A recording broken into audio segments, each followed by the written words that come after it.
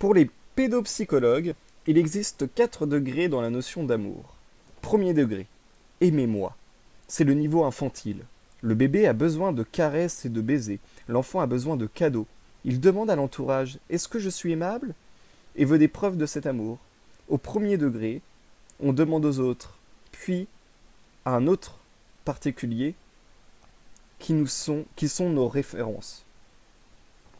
Il y a le deuxième degré, je suis capable d'aimer. C'est le niveau adulte.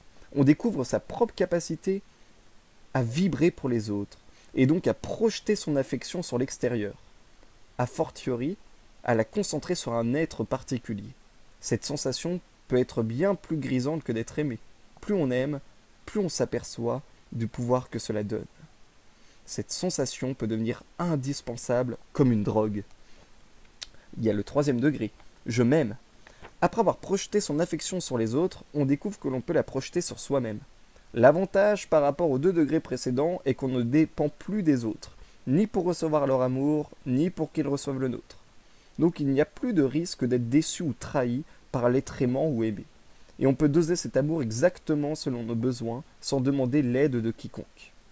Et il y a enfin le 4e degré, l'amour universel. C'est l'amour illimité. Après avoir reçu l'affection, projeté son affection, s'être aimé soi-même, on diffuse tout azimut autour de soi.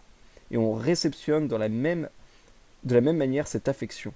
Selon les individus, cet amour universel pourrait être nommé la vie, la nature, la terre, l'univers, le qui, Dieu, etc., etc. Il s'agit d'une notion qui, lorsqu'on en prend conscience, nous élargit l'esprit.